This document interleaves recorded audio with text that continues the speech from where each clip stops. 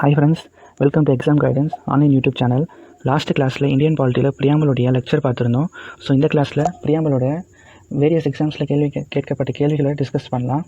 So இதில் கேட்கப்பட்ட எல்லா கேள்விகளும் ரொம்ப இம்பார்ட்டன்ட். கொஞ்சம் லாஸ்ட் வரைக்கும் பாருங்கள். First question, at the time of republic India is a country of dash அப்படின்ற மாதிரி கேட்குறாங்க. இந்தியா வந்து குடியரசு தின நாடாக அறிவிக்கப்பட்ட போது இந்தியா வந்து எப்படிப்பட்ட நாடு அப்படின்னு சொல்லி கேட்குறாங்க. Option A socialist, democratic, secular and republic. Option B secularist, integrity and democratic. Option C democratic, equality and liberty. Option D equality, liberty and secular. Okay, answer choose பண்ணிட்டீங்களா? கெஸ் பண்ணியிருப்பீங்கன்னு நினைக்கிறேன்.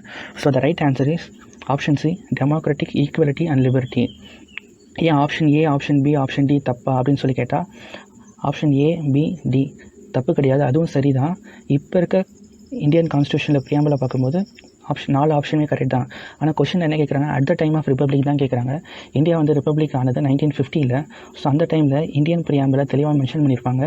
India is a country of democratic, equality and liberty, justice, இந்த மாதிரி country தான் சொல்லியிருப்பாங்க. அந்த பிரியாம்பலில் 1950 இருந்த பிரியாம்பலில் socialist, secular அப்படின்ற ஒரு வார்த்தை வந்து பிரியாம்பலில் இருந்திருக்காது.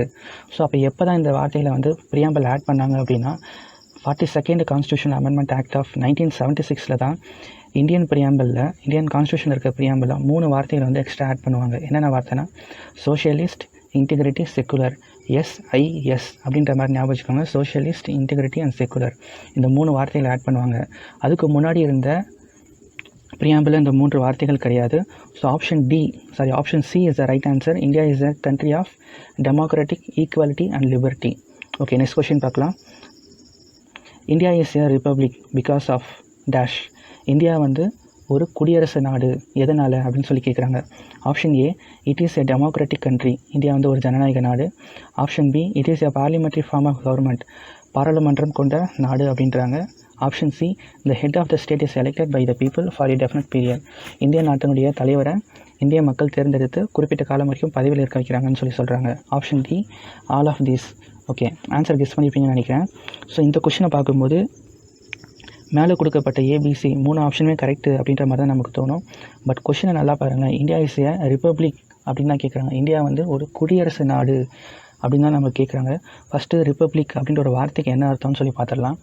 எந்த நாட்டை ரிப்பப்ளிக், குடியரசு நாடு அப்படின்னு சொல்லுவாங்கன்னா அந்த நாட்டுடைய தலைவரை, அதாவது ஹெட் ஆஃப் த ஸ்டேட்டை மக்களால் தேர்ந்தெடுக்கப்பட்டு அவருக்குன்னு குறிப்பிட்ட பதவி காலத்துக்கு ஆட்சி செய்ய வைக்கிறாங்கள, அந்த நாட்டு பேர் தான் ரிப்பப்ளிக் அப்படின்னு சொல்லி சொல்லுவாங்க. ஸோ அந்த ஆப்ஷன் படி பார்க்கும்போது option C the head of the state is selected by the people for a definite period. இதான் வந்து கரெக்டான ஆன்சர். சரி, ஏன் மற்ற ஆப்ஷன் ஏ, ஆப்ஷன் பி ஏன் இது தப்பா அப்படின்னு சொல்லி கேட்டால் இந்த கொஷனுக்கு இது ரெண்டுமே தப்பு.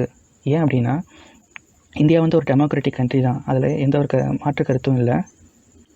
டெமோக்ராட்டிக் கண்ட்ரியில் 2 விதமான ஆட்சி நடைபெறும். ஒன்று வந்து மன்னர் ஆட்சி, இன்னொன்று வந்து பிரசிடெண்ட் கீழே ஆட்சி நடந்தது அப்படின்னா அது பேரும் டெமோக்ராட்டிக் கண்ட்ரி தான். உதாரணத்துக்கு பிரிட்டிஷ் எடுத்துக்கோங்க. பிரிட்டன், இங்கிலாந்து இருக்குல்ல, அந்த ஊரை வந்து அது வந்து ஒரு டெமோக்ராட்டிக் கண்ட்ரி தான். இருந்தாலும் அந்த ஊர் வந்து எல்லா கட்டளைகளும் யாருக்கு தலைமையின் கீழே நடைபெறும் அப்படின்னு பார்த்தா மன்னருடைய தலைமையின் கீழே நடைபெறும். இந்தியாவும் அதே போன்ற ஒரு டெமோக்ராட்டிக் கண்ட்ரி தான். பட் இங்கே வந்து எல்லா ரூல்ஸ் அண்ட் ரெகுலேஷன்ஸ் எல்லாம் யாரை பேஸ் பண்ணி நடக்கும், யாருடைய தலைமையின் கீழே நடக்கும்னா பிரசிடென்ட் கீழே நடக்கும். ஸோ பிரசிடென்ட் கீழே நடக்கிற கண்ட்ரி பேர் தான் ரிப்பப்ளிக் கண்ட்ரி அப்படின்னு சொல்லுவாங்க. அந்த பிரசிடென்ட்டுக்குன்னு சொல்லி ஒரு குறிப்பிட்ட பதவி காலம் இருக்கும். ஸோ அப்படிப்பட்ட கண்ட்ரிக்கு பேர் தான் ரிப்பப்ளிக் கண்ட்ரி. ஓகேங்களா, நெக்ஸ்ட் கொஸ்டின் போகலாம். When was the constitution amendment act on preamble taken? So இந்த கொஷினுக்கு முன்னாடி நம்ம டிஸ்கஸ் பண்ணதான் பிரியாம்பிளில் கான்ஸ்டியூஷன் அமெண்ட்மெண்ட் ஆக்ட் எப்போ கொண்டு வருவாங்கன்னா தான் கேட்குறாங்க. So option A 44th constitution amendment act, 42nd constitution amendment act, 61st constitution amendment act, 31st constitutional amendment act 1973. So option guess பண்ணியிருப்பீங்கன்னு நினைக்கிறேன். So the right option is 42nd constitutional amendment act of 1976. Option B is the right answer. So 42nd constitution amendment act 1976 படி தான் 3 வார்த்தைகளை வந்து amendment பண்ணி பிரியாம்பிளை வந்து இணைச்சிருப்பாங்க. அந்த 3 வார்த்தைகள் சோஷியலிஸ்ட், இன்டெகிரிட்டி, செக்குலர். அதுக்கு முன்னாடி வரைக்கும் பிரியாம்பிளை இந்த 3 வார்த்தைகள் கிடையாது. சரி, ஓகே, ஆப்ஷன் ஏ பாருங்கள். 44th constitution amendment act of 1978 6 கிடையாது. ஸோ இந்த ஆக்ட் கூட வந்து ரொம்ப முக்கியமான கான்ஸ்டியூஷன் அமெண்ட்மெண்ட் ஆக்ட். ஏன் அப்படின்னா ரைட் டு ப்ராப்பர்ட்டின்றது இந்தியன் கான்ஸ்டியூஷனில் ஃபண்டமெண்டல் ரைட்ஸில் இருக்கும். ஸோ அந்த கான்ஸ்டியூஷன் அமெண்ட்மெண்ட் ஆக்ட் கொண்டு வந்து தான் அதை தூக்கிட்டு போய் லீகல் ஆக்டாக கொண்டு போய் மாற்றிருப்பாங்க. ஸோ அதே மாதிரி 61st constitution amendment act option C இருக்குல்ல, அது கூட தான் வந்து இந்தியாவில் ரொம்ப முக்கியமான ஒரு ஆக்ட். ஏன் அப்படின்னா இந்தியா வந்து சுதந்திரம் வாங்கினப்போ எத்தனை வயது பூர்த்தியானவர்கள் வந்து ஓட்டு போட முடியும் அப்படின்னு கேட்டோன்னா 21 வயசு தான், ஓகேங்களா. ஆனால் இப்போ வந்து 18 வயசு பூர்த்தியானாலே நம்ம வந்து ஓட்டு போட முடியுது. ஸோ இந்த மாற்றம் எந்த ஆக்ட் மூலியமாக கொண்டு வருவாங்க அப்படின்னா 61st constitution amendment act of 1989 படி தான் 21 வயசாக இருந்ததை 18 வயசாக குறைச்சி ஓட்டு போட தகுதியாக நிர்ணயிப்பாங்க. ஓகே, நெக்ஸ்ட் கொஷின் போகலாம். The Constitution of India came into force at dash. So இந்தியாவுடைய கான்ஸ்டியூஷன் இருக்குல்ல, அது எப்போலேருந்து நடைமுறைப்படுத்தப்பட்டது அப்படின்னு சொல்லி கேட்குறாங்க. Option A 26th January 1950, option B 26th Jan 1952, option C 15th August 1948, option D 26th November 1949. I hope ஆன்சரை கெஸ் பண்ணியிருப்பீங்கன்னு. So the right answer is 26th Jan 1950. எப்போ வந்து நம்ம கான்ஸ்டியூஷனை அதாவது நடைமுறைப்படுத்தணுமோ அந்த நாளை தான் நம்ம என்னென்னு சொல்லணும்னா குடியரசு நாளாக நம்ம வந்து அறிவிக்கிறாங்க. ஸோ அந்த நாள் 26 Jan 1950. பட் ப்ரியாம்பிளில் பார்க்கும்போது கான்ஸ்டியூஷன் வந்து எப்போ எனாக்ட் பண்ணாங்க அப்படின்னு சொல்லி போட்டுறாங்க. இப்போ இதே கேள்வி வந்து கான்ஸ்டியூஷன் வந்து எப்போ எனாக்ட் பண்ணாங்க அப்படின்னு சொல்லி கேட்டாங்கன்னா அதுக்கு ஆன்சர் வந்து 26th November 1949. பட் எப்போ அது வந்து ஃபோர்ஸ் ஆச்சு, எப்போ வந்து நடைமுறைப்படுத்தப்பட்டது அப்படின்ற கேள்விக்கு பதில் 26 Jan 1950. இந்த 2 தேதிக்கும் இடைப்பட்ட காலம் வந்து 2 மாதம் இருக்கும். ஏன் வந்து இந்த 2 மாதம் கேப் வருதுன்னு சொல்லி நான் அடுத்த லெக்சரில் நான் அதை கொஞ்சம் டீப்பாக சொல்கிறேன். ஓகே, இந்தியாவோட கான்ஸ்டியூஷன் வந்து ஃபோர்ஸ் ஆனது, அதாவது கேம் இன்டு ஃபோர்ஸ் வந்து 26th Jan 1950 வந்து முழுமையாக கேம் இன்டு த ஃபோர்ஸ், ஓகேவா. பட் 26th November 1949லேயே some part of the Indian constitution வந்து கேம் இன்டு த ஃபோர்ஸ். அது என்னென்ன விஷயங்கள் மட்டும் அப்பயே வந்து நடைமுறைப்படுத்தப்பட்டது அப்படின்னா 3 விஷயங்கள். CEP அப்படின்ற மாதிரி ஞாபகம் வச்சுக்கோங்க. ஃபஸ்ட்டு வந்து சிட்டிசன்ஷிப், ரெண்டாவது வந்து எலெக்ஷன், மூணாவது வந்து பார்லிமெண்ட். இந்த 3 விஷயம் மட்டும் 1949 November 26th அப்பயே game into the force. But மற்ற ஓல்ட் கான்ஸ்டியூஷனும் எப்போ வந்து ஃபோர்ஸ் ஆச்சு, எப்போ வந்து கேம் இன்டு த ஃபோர்ஸ் அப்படின்னு பார்த்தோன்னா 26th Jan 1950. ஸோ இந்த கொஷனுக்கு கரெக்டான answer option A. Next question போகலாம். The 2 forms of democracy are dash. So டெமோக்ரஸியோட 2 ஃபார்ம்ஸ் வந்து என்ன அப்படின்னு சொல்லி கேட்குறாங்க. Option A parliamentary and presidential, option B direct and indirect, option C monarchial and republican, option D parliamentary and king. So இந்த question SSC சிஜிஎல்லையும் ரயில்வேலையும் அதேமாதிரி போன்ற டிஎன்பிஎஸ்சியில் குரூப் 1லையும் கேட்ட கேள்வி தான். இந்த கொஷின் நல்லா விளங்கிக்கிட்டால் தான் நம்மளால் ஆன்சர் பண்ண முடியும். ஆன்சர் கெஸ் பண்ணியிருப்பீங்கன்னு நினைக்கிறேன். ஸோ ஆன்சர் டிஸ்கஸ் பண்ணலாம். டெமோக்ரஸியோட என்னென்ன 2 ஃபார்ம்ஸ் வந்து என்ன அப்படின்னு சொல்லி கேட்குறாங்க. ஸோ ஆப்ஷன் ஏல parliamentary and presidential, option A தவறு, ஆப்ஷன் பியும் தவறு, option C is the right answer monarchial and republican. Monarchy அப்படின்னா ஒரு டெமோக்ராட்டிக் கண்ட்ரி, அதாவது ஒரு ஜனநாயக நாட்டை மன்னரோட பெயர் கொண்டு ஆட்சி நடைபெற்றால் அது பேர் வந்து மோனார்கியல். உதாரணத்துக்கு பிரிட்டன், அது ஒரு ஜனநாயக நாடு தான், இருந்தாலும் அங்கே பிறப்பிக்கப்படும் சட்டங்கள் யாவும் மன்னருடைய தலைவின் கீழ் மன்னருடைய பெயரை கொண்டு பிறப்பிக்கப்படுவதால் அது வந்து ஒரு மோனார்கியல் கவர்மெண்ட். ரிப்பப்ளிக்கன் அப்படின்னா அதுவும் ஒரு டெமோக்ராட்டிக் கண்ட்ரி தான், பட் அங்கே போடக்கூடிய சட்டங்கள்லாம் குடியரசுத் தலைவருடைய பெயரின் கீழ், அதாவது அவருடைய பெயரின் கீழே ஒவ்வொரு சட்டமும் ஏற்றுவாங்க. அப்படிப்பட்ட கண்ட்ரினா அது வந்து ரிப்பப்ளிக்கன் கண்ட்ரி, சரிங்களா. ஸோ 2 forms ஆஃப் டெமோக்ரஸி வந்து மோனார்கியல் அண்ட் ரிப்பப்ளிக்கன்.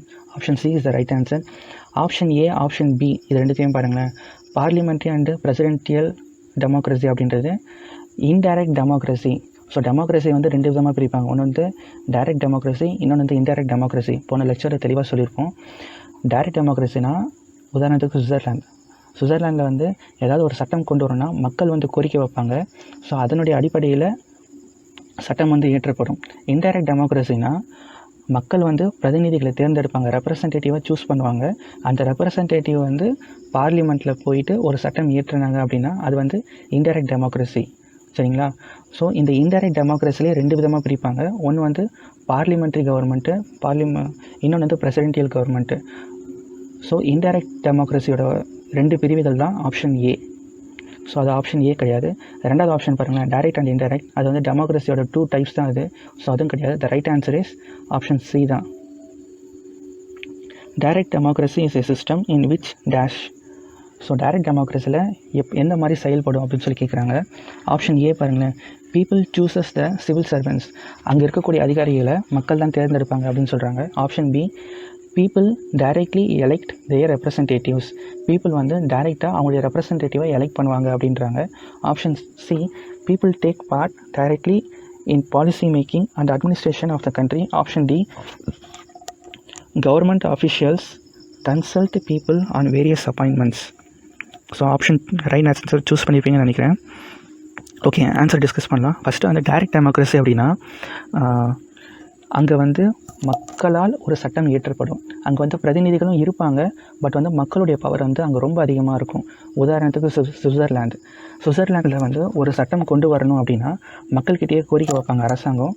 மக்கள் வந்து இந்த சட்டம் வந்து கொண்டு வரலாம், இல்லைன்னா இந்த சட்டங்களை வந்து இப்படிலாம் மாற்றங்கள் கொண்டு வரலாம் அப்படின்னு சொல்லி ஒரு பொது வாக்கெடுப்போ இல்லைனா ஒரு ஓட்டோ போடுவாங்க. அதனுடைய அடிப்படையில் டைரெக்டாக வந்து கவர்மெண்ட் வந்து பாலிசி மேக் பண்ணும். இதே வந்து இன்டைரக்ட் டெமோக்ரஸி அப்படின்னா இந்தியா மாதிரியான நாடு வந்து ஒரு இன்டைரக்ட் டெமோக்ரஸி நாடு.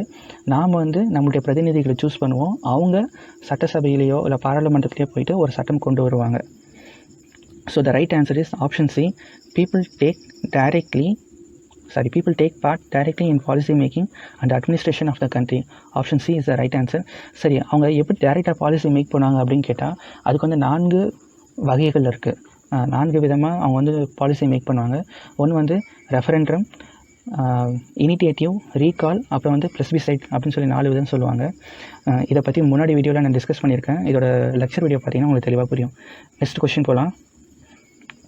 What is mean when Constitution declares India as a secular state? India வந்து ஒரு மத சார்பற்ற நாடாக கான்ஸ்டியூஷன் டிக்ளேர் பண்ணதில்ல, அதுக்கு என்ன அர்த்தம் அப்படின்னு சொல்லி கேட்குறாங்க. Option A, religious worship is not allowed, அதாவது மதம் சார்ந்த வழிபாடுகள் கூடாது அப்படின்றாங்க. Option B, religions are patronised by the state, India அப்படின்ற கண்ட்ரி வந்து ரிலீஜியன்ஸை வந்து ரொம்ப ஆதரிக்குது அப்படின்றாங்க. Third option, the state regards religions as a private affairs of the citizen and does not discriminate on this basis, அதாவது மதம் சார்ந்து யாருக்கும் வந்து எந்த ஒரு அநீதியும் இழைக்கப்படாது. அதே மாதிரி மதத்தை வந்து அவங்க வழிபடுறது வந்து அவங்களுடைய தனிப்பட்ட விருப்பம் அப்படின்றாங்க ஆப்ஷன் சியில். Option D, none of this. So இது ரொம்ப முக்கியமான கேள்வி, ஆன்சர் பிடிச்சிருப்பீங்கன்னு நினைக்கிறேன்.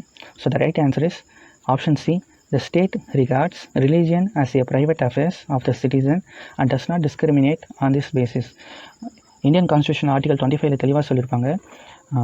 இந்தியா வந்து ஒரு செக்குலர் கண்ட்ரி. எப்படி அப்படின்னு பார்த்தோன்னா, இந்திய மக்கள் தாங்கள் விரும்பிய மதத்தையோ கொள்கையோ அதனை போன்ற வழிபாடையோ அவங்க என்ன ஆசைப்படுறாங்களோ அதை வந்து அவங்க பண்ணலாம், அதை வந்து மக்களிடத்தில் எடுத்து பிரச்சாரம் பண்ணலாம் அப்படின்னு சொல்லி முழு அனுமதி கொடுத்துருப்பாங்க. So option C is the right answer. Okay, next question. The mind and ideals of the framers of constitution are reflected in the dash. அதாவது கான்ஸ்டியூஷனை ஃப்ரேம் பண்ணாங்களே அவங்களோட ஐடியாலாம் வந்து எதை பார்த்தா ஈஸியாக புரிஞ்சுக்கலாம் அப்படின்னு சொல்லி கேட்குறாங்க. Options are preamble, fundamental duties, fundamental rights and directive principles of state policy. The right option choose பண்ணியிருப்பீங்கன்னு நினைக்கிறேன். So the right answer is preamble.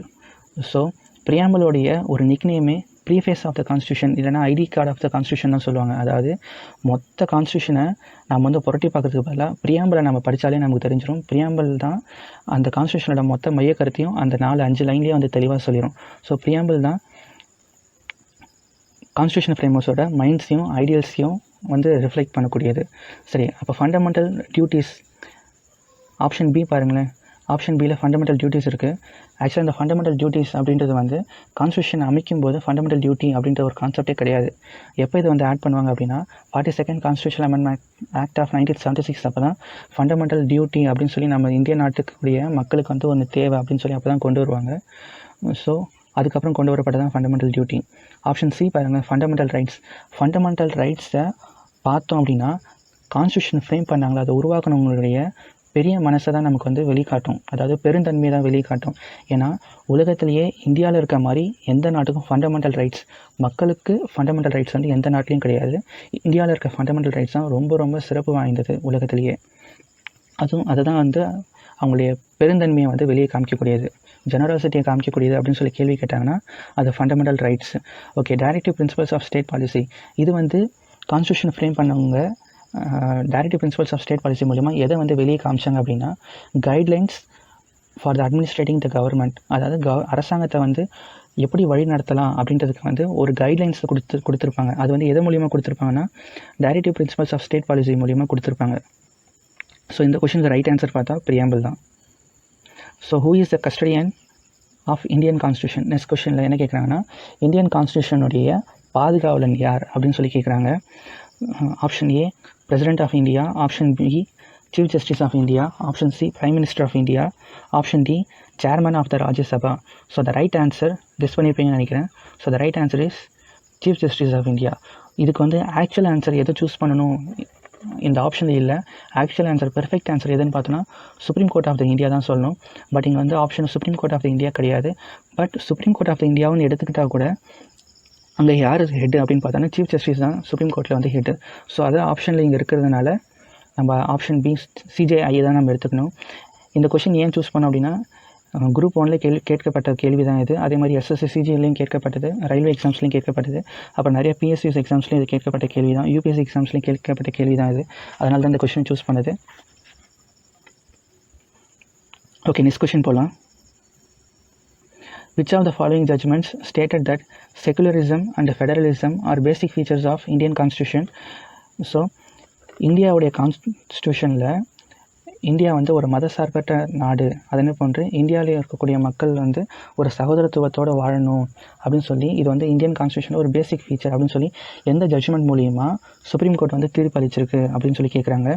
So options are A Kesavananda Bharati case, option B SR Bommai case, option C Indira Sawhney case, and option D Minerva Mills case. Option guess பண்ணியிருப்பீங்கன்னு நினைக்கிறேன். So the right answer is SR Bommai case. இந்த case மூலியமாக தான் supreme court வந்து ஒரு முக்கியமான judgement கொடுத்துருப்பாங்க. அந்த ஜட்ஜ்மெண்ட்டு தான் என்ன சொல்லுவாங்கன்னா இந்தியா வந்து ஒரு செக்குலரிசம் அண்ட் ஃபெடரலிசம் கண்ட்ரி. இது வந்து இந்தியன் கான்ஸ்டியூஷனில் ரொம்ப ரொம்ப பேசிக் ஃபீச்சர் அப்படின்னு சொல்லியிருப்பாங்க. செக்குலரிசம் அப்படின்னா மதசார்பற்ற நாடு, ஃபெடரலிசம்னா பிரதர்ஹுட் சகோதரத்துவம் அப்படின்னு சொல்லுவாங்க. ஓகே, நெக்ஸ்ட் கொஸ்டின் போகலாம். Universal adult franchise shows India is a country of dash. Options are secular, socialist, democratic and sovereign.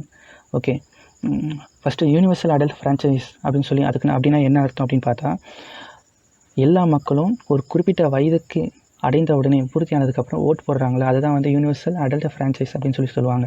So இது வந்து இந்தியா வந்து எப்படிப்பட்ட நாடாக வெளியே காமிக்குது அப்படின்னு பார்த்தா ஆப்ஷன் என்னென்னு சொல்கிறாங்கன்னா செக்குலர், சோஷியலிஸ்ட், டெமோக்ராட்டிக், சாவரின். செக்குலர்னா மதசார்பற்ற நாடு, சோஷியலிஸ்ட்னா சமூக நலம் சார்ந்தப்பட்ட நாடு, டெமோக்ராட்டிக்னா ஜனநாயக நாடு, சாவரின்னா இறையாண்மை மிக்க நாடு அப்படின்னு சொல்கிறாங்க. ரைட் ஆன்சர் சூஸ் பண்ணியிருப்பீங்கன்னு நினைக்கிறேன். So option C democratic country அதான் வந்து கரெக்டான பதில். ஸோ முன்னாடியே சொன்னதான் யூனிவர்சல் அடல்ட் ஃப்ரான்ச்சைஸ் அப்படின்றது இந்தியன் கான்ஸ்டியூஷன் ஃப்ரேம் பண்ணும்போது 21 வயசு இருந்தது. 1978 61st கான்ஸ்டியூஷனல் அமெண்ட்மெண்ட் ஆக்ட் அது அப்போ தான் 21 வயசை வந்து 18 வயசாக கம்மி பண்ணியிருப்பாங்க. Which case shows that the preamble is a part of the Indian constitution? ரொம்ப ரொம்ப முக்கியமான கேள்வி. எந்த கேஸ் வந்து ப்ரியாம்பிள் இந்தியன் கான்ஸ்டியூஷனில் ஒரு பார்ட் அப்படின்னு தெரிய வருது அப்படின்னு சொல்லி கேட்குறாங்க. Option A Berubari case 1960, option B LIC of India case, option C Kesavananda Bharati case, option D Minerva Mills case. So the right answer is Kesavananda Bharati case 1976. முதலாக ப்ரியாம்பிள் இந்தியன் கான்ஸ்டியூஷனில் ஒரு பார்ட் அப்படின்னு சொல்லி டிக்ளேர் பண்ணதுன்னு பார்த்தா கேசவானந்த பாரதி கேஸ் 1976 தான் 1973 அது 1973 தான் டிக்ளேர் பண்ணுவாங்க. அதுக்கு முன்னாடியே பெருபாரி கேஸ் 1960 இருக்குல்ல, அப்போ வந்து என்ன சொல்லியிருப்பாங்கன்னா preamble it is not a part of the constitution, இது கான்ஸ்டியூஷனில் அது வந்து ஒரு பார்ட் கிடையாது அப்படின்னு சொல்லியிருப்பாங்க. பட் வந்து எப்போ இது வந்து part of the constitution declare பண்ணியிருப்பாங்கன்னா கேசவானந்த பாரதி கேஸ் 1973 தான் இது வந்து கான்ஸ்டியூஷனில் ஒரு பார்ட் அப்படின்னு சொல்லி டிக்ளேர் பண்ணியிருப்பாங்க. இது டிக்ளேர் பண்ண உடனே தான் 1976 42nd கான்ஸ்டியூஷன் அமெண்ட்மெண்ட் ஆக்ட் கொண்டு வந்து அந்த 3 வார்த்தைகளை வந்து ஆட் பண்ணியிருப்பாங்க. ஓகே, நெக்ஸ்ட் கொஸ்டின் போகலாம். சரி ஃப்ரெண்ட்ஸ், இதில் வந்து ஓகே ஃப்ரெண்ட்ஸ், இந்த வீடியோ உங்களுக்கு பிடிச்சிருந்தா லைக் பண்ணுங்கள், ஷேர் பண்ணுங்கள், சப்ஸ்கிரைப் பண்ணுங்கள்.